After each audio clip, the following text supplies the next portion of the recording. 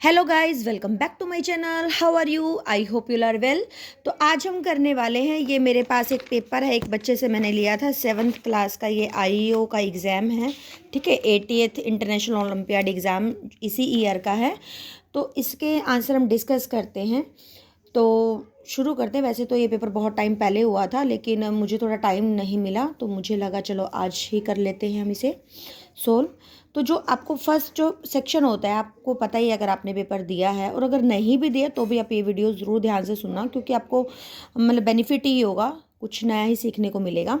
तो जो आपका सेक्शन ए है वो रीडिंग का आता है आपका, ठीक है। रीडिंग में पैसेज बहुत अच्छा दे रखा है ये। पैसेज क्या है हमारा, देखो। Practice is the repeated effort we make to improve our skills and abilities, whatever it is playing a musical instrument, solving math problems, writing essays और speaking confidently. Regular practice help us become better over time. बिल्कुल simple से, बिल्कुल भी कोई दिक्कत नहीं होनी चाहिए समझने में कि प्रैक्टिस से हमारे जो रिपीटेड एफर्ट होते हैं, हमारी स्किल्स इंप्रूव होती है, ठीक है। चाहे वो म्यूजिक की हो, मैथ्स प्रॉब्लम सॉल्व करने की हो, राइटिंग ऐसे की हो, स्पीकिंग कॉन्फिडेंटली हो, या रेगुलर प्रैक्टिस की हो। तो आपने जैसे 2-3 लाइनें पढ़ी, ठीक है, तो साथ के साथ क्वेश्चन भी देख लेना चाहिए, क्योंकि हमारे पास टाइम लिमिट कम है। 40 मिनट्स है, 40 मिनट्स में 35 क्वेश्चन करने हैं। तो इसका मतलब आपको 1 मिनट से ज़्यादा अपने टाइम देना ही नहीं है एक क्वेश्चन पे, ठीक है। अगर 40 मिनट्स में अगर आपने कंप्लीट करना है, तो इसलिए पैसेज पे बिल्कुल भी ज़्यादा टाइम नहीं देना। अब जैसे 3 क्वेश्चन है तो 3 मिनट, इससे ज़्यादा आपने टाइम नहीं लेना। What is the main purpose of the practice according to the passage? क्या है प्रैक्टिस का मतलब कि क्या मेन पर्पज होता है हमारे स्किल और एबिलिटी को। यहाँ पे ही आपका देखो मिल गया ना, ये थोड़ा सा मेरे हाथ से मोबाइल हिल रहा है, यहाँ से इंप्रूव और स्किल्स है, यहाँ से भी देखो बिल्कुल मैच हो रहा है। तो साथ के साथ कर दो इसको क्लियर। पूरा पढ़ने में टाइम वेस्ट करने की जरूरत नहीं है। जैसे आपने थोड़ा सा पढ़ा, साथ में वाले क्वेश्चन देखा, फिर नहीं है मान लो, चलो ये तो चलो फॉर्चुनेटली मिल गया, अगर नहीं मिले तो थोड़ा सा फिर और पढ़ लो। थोड़ा माइंड में ये रहेगा कि पहला क्वेश्चन पूछा क्या, वो उसके अकॉर्डिंग आप ढूंढना शुरू करोगे, ठीक है। ये ऐसा नहीं है कि आप पहले आराम आराम से इसको पढ़ेंगे फिर समझेंगे, फिर आपका टाइम वेस्ट ही होगा। क्योंकि अभी जैसे बताया ना, जैसे 35 क्वेश्चन है, 40 मिनट है, तो एक एक मिनट मुश्किल से जाता है क्वेश्चन के लिए, तब जाके पूरा होगा। फिर सेकंड क्वेश्चन क्या, what qualities does practice help develop? क्या चीज़ें हैं जो मतलब कि जो कौन कौन सी क्वालिटीज़ होती हैं जो हेल्प करती है प्रैक्टिस डेवलप करने में। अब जैसे इसमें अब आगे पढ़ते हैं हम, देखो। यहाँ पे था ना, हम यहाँ पे थे, no one become perfect overnight, progress requires patience, dedication, hard work. देखो बिल्कुल ही हमें इसमें देखो पेशेंस, हार्डवर्क और डेडिकेशन है ना। अब यहाँ पे देखो, अब यहीं से ही थोड़ा सा आप दिमाग लगा लो। Patience, dedication, hard work. अब यहाँ पे पेशेंस तो है, लेकिन हार्ड वर्क, डेडिकेशन, हेजिटेशन तो बिल्कुल बनता ही नहीं है। कंट्रोल अदर्स भी नहीं बनता, ओवर कॉन्फिडेंस भी नहीं बनता। तो बच्चा क्या, डिसिप्लिन, फोकस, इस तरीके से भी आप कर सकते हो। ये नहीं कि आप ढूंढने बैठोगे कि भाई हाँ ये वर्ड है या नहीं है, इसी में सोचने में टाइम वेस्ट करना, बिल्कुल भी नहीं। ऑप्शन देखो, ऑप्शन में आप ये देखो कि ये ऑप्शन तो मेरे इसके काबिल ही नहीं है ना, इसका आंसर हो ही नहीं सकता। तो ऑप्शन से भी आप चीज़ों को मतलब सोल्व कर सकते हो, जो भी हमें ऑप्शन दिए हुए हैं, ठीक है। तो ये 3 तो बनी रहे, तो बाकी ये सेकंड वाला है इसका आंसर। फिर थर्ड क्वेश्चन पढ़ लेते हैं, क्या है, which one of the following statement is correct according to the passage? कि क्या स्टेटमेंट सही है। अभी ऑप्शन ही पढ़ लेते हैं। Those who are talent don't need to practice regularly, जो टैलेंटेड है, नहीं भाई देखो, टैलेंटेड हो या कोई भी हो, प्रैक्टिस तो सभी को चाहिए होती है। Practice may give someone a head start, but talent is what truly leads to mastery. Practice क्या होता है, सिर्फ एक स्टार्टिंग के लिए नहीं, बिल्कुल प्रैक्टिस तो एंड टाइम तक की जरूरी होती है। Discipline, focus, perseverance help in learning specific task, but not necessarily build in overall character. नहीं, ओवरऑल करेक्टर भी होता है। अब with consistent effort practice turn weakness into strength, ठीक है। लगातार एफर्ट अगर आप करोगे तो वीकनेस आपके स्ट्रेंथ बन जाएगी, बिल्कुल सही है, ठीक है। तो पैसेज इतना जनरल सा पैसेज है, ये आपको वैसे भी पता ही होता है प्रैक्टिस कितनी ज़रूरी है। तो आप इसको बिना, मैं कहूँ बिना, अगर आप ना भी पढ़ो ना पैसेज, तो भी आप ये तीनों आंसर बिल्कुल सही कर दोगे। और जिस बच्चे का है ये, उसके तीनों बिल्कुल ठीक हैं। फिर हमारा सेक्शन बी की बात आती है। सेक्शन बी हमेशा हमारा राइटिंग और स्पीकिंग एबिलिटी का आता है, ठीक है। अच्छा, इंग्लिश वाले में मैंने भी जैसे 3-4 साल से मैं भी ये देख रही हूँ पेपर कि कैसा क्या आता है, तो सिमिलर सा ही होता है। जैसे ये जो क्वेश्चन है ना, कॉम्प्लेक्स, कंपाउंड, सिंपल वाले, ये हमेशा एक आता ही आता है। तो जैसे although it was raining they decided to go for a hike, वैसे तो मैंने इसका ऑप्शन करेक्ट कर रखा, आपको दिख रहा होगा कॉम्प्लेक्स है, लेकिन मैं आपको रीज़न भी बताऊंगी कैसे है। देखो सिंपल क्या होता है, जो एक सेंटेंस में ही मीनिंग वो सिंपल होता है। कंपाउंड, जब दो सेंटेंसेस किसी कंजक्शन से जुड़े हो तो आपका कंपाउंड होता है। जब एक सेंटेंस मतलब दूसरे के ऊपर डिपेंड होता है ना, तो वो आपका कॉम्प्लेक्स सेंटेंस होता है। बस ये पहचान है कॉम्प्लेक्स सेंटेंस की। और हमेशा ऑल दो, इवन दो, ठीक है, इफ, ये कुछ इस तरीके के वर्ड जुड़े होते हैं। Is it clear? फिर नेक्स्ट क्या, लेट अस प्ले क्रिकेट, तो लेट अस प्ले क्रिकेट, आप सब पूछ रहे हैं, ठीक है ना, चलो हम क्रिकेट खेलने चलते हैं, शेल वी, है ना, तो शेल वी आ जाएगा इसमें, शेल वी, ठीक है। फिर उसके बाद हमारा क्या है, improve the underline portion with the most appropriate option if I was a bird. देखो ये जब भी इमेजिनेशन वाले होते हैं ना, जैसे इमेजिनेटिव कि मैं ऐसा कर लेता तो ये हो जाता, तो उसमें वर लगता है हमेशा, if I were a bird हो जाएगा इसमें। क्लियर। नेक्स्ट क्या है आपका, arrange the jumble sentence make a meaningful paragraph बनाना है आपने इसमें, ये भी ठीक है इस बच्चे का कि देखो prime minister Narendra Modi recent visit to Japan, बिल्कुल पहली बात आपको बता रहे हो तो प्राइम मिनिस्टर से बताओगे। सेंटेंस की मेन हेडिंग है आपकी, क्लियर। फिर वो क्या करता है वहाँ पे जाके, reaffirmed the enduring participation between India and Japan. फिर उसके बाद हमारा क्या आ जाता है, एंड चार्टेड विजन ऑफ ये, और फिर ये लास्ट वाला आ जाएगा, ठीक है। बिल्कुल इसमें भी कोई ज़्यादा मतलब ये नहीं लग रहा, क्योंकि सेंटेंस की स्टार्टिंग होती है वो मेन होता है, फिर मेन के बाद फिर वो उस पॉइंट से रिलेटेड ही होता है, तो इस तरीके से हम इसको सोल्व करते हैं।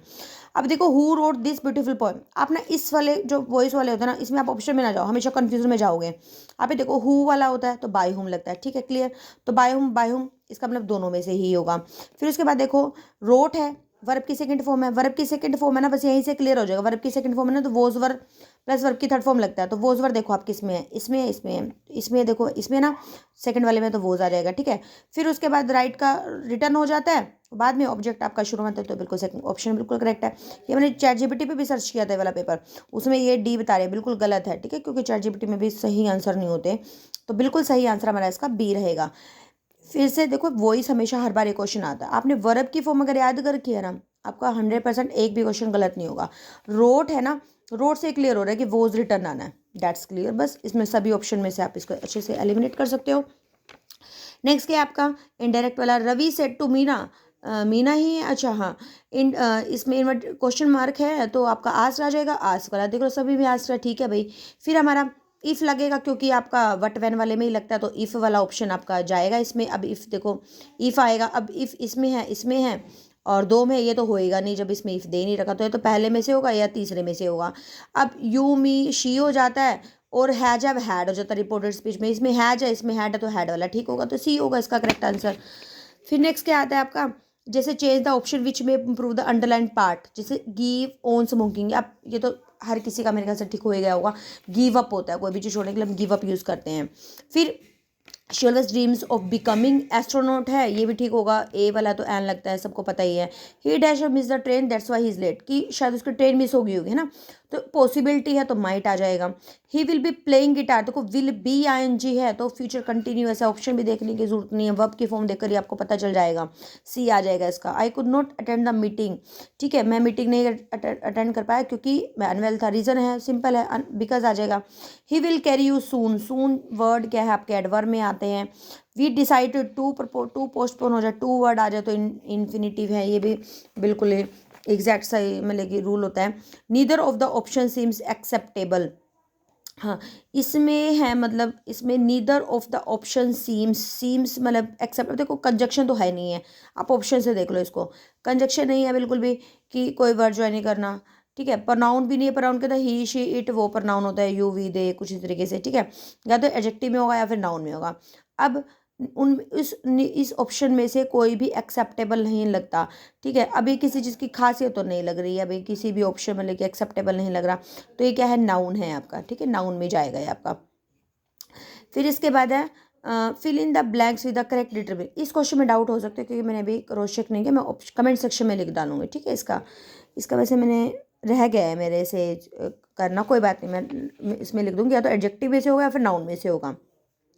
नेक्स्ट क्या है, he made dash progress despite limited resource, he made much progress, much आ जाएगा इसका।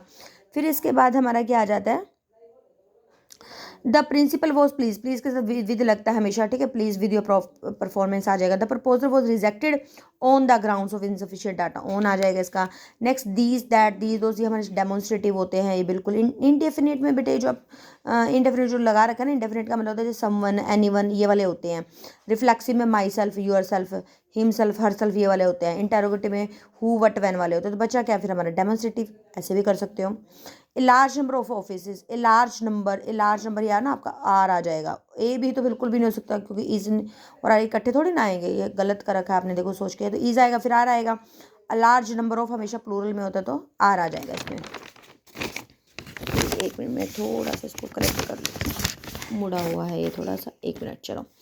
अब नेक्स्ट क्या आता है हमारा, कैप्चुलेट का आ जाता है। कैप्चुलेट का भी थोड़ा सा नहीं, उन्होंने देखो पेपर ओलंपियाड का है, थोड़ा सा मतलब क्या है कि टिपिकल तो ये बनाएंगे ही बनाएंगे ना, इतना इजी नहीं होता, तो इसमें थोड़ा सा है मुश्किल ये वोकैबुलरी का। तो कैप्चुलेट का क्या होता है कि मतलब हथियार डाल देना, कुछ इस तरीके से मीनिंग है इसका।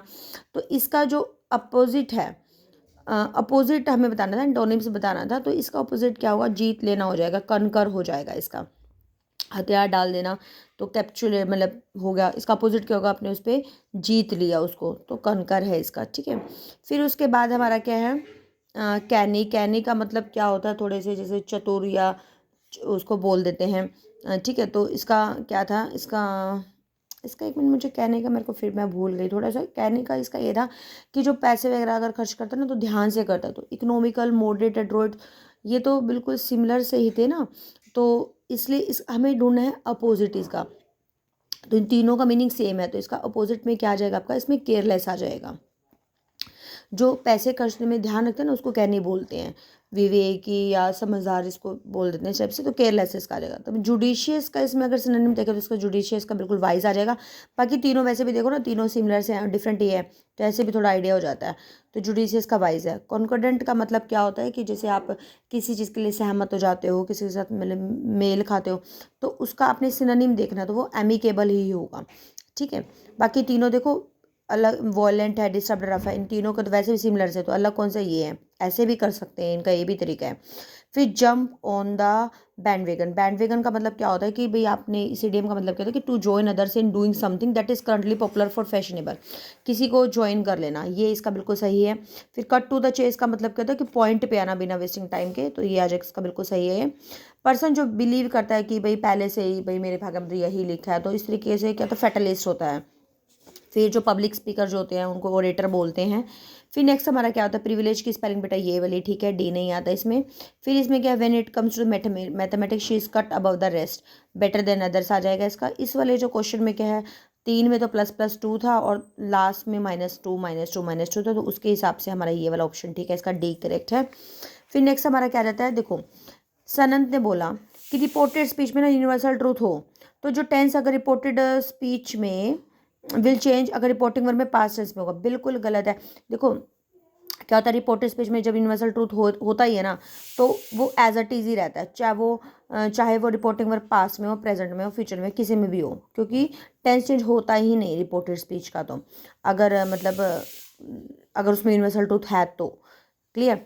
फिर उसके बाद क्या ये कह रहा है, रिपोर्टेड स्पीच में ना अगर यूनिवर्सल ट्रूथ है तो tense of reported speech does not change even though the reporting, हाँ ये बिल्कुल वही बात बोली थी ना जो मैं बोल रही हूँ, तो नवीन इसमें करेक्ट है। इसका भी मैंने जब सर्च किया था ना, इसमें बोथ आर करेक्ट बोला था, बिल्कुल बोथ आर करेक्ट नहीं है इसका, ChatGPT ने भी गलत बताया था, इसका बी ऑप्शन बिल्कुल करेक्ट है, क्योंकि चेंज नहीं होता यूनिवर्सल ट्रूथ। अब देखो sun rises in the east, अब ये थोड़ी ना कि अब रिपोर्टिंग वर्ब में जब माई टीचर सेड अगर आ गया तो सेड आ गया, तो अब ये थोड़ी द सन रोज थोड़ी ना कर दोगे, वो सेम ही रहेगा, तो बिल्कुल क्लियर है, इसमें नवीन ही आएगा। तो इसका आंसर क्या है कि मैं इनको पॉइंट करते हैं फोटोग्राफ में, सोनिया ने बोला कि जो उसकी मम्मी है वो मेरी ओनली डॉटर है, इज़ माई मदर की, तो वो सोनिया क्या रिलेट करती है उसमें से, उसकी निस है यहाँ पे, ठीक है, इसका ये आंसर है। तो एक का रह गया जो मुझे भी, मैं आपका क्लियर नहीं कर पाई, ये मैं भी कमेंट सेक्शन में राइट कर देती हूँ इसका, ठीक है। अगर वीडियो आपको थोड़ी सी भी अच्छी लगती है प्लीज़ लाइक करना ना भूलें, क्योंकि मेरे मोटिवेशन का काम करते हैं। तो मिलते हैं एक नई वीडियो में एक नए कॉन्टेंट के साथ, till then be happy, keep studying, bye bye.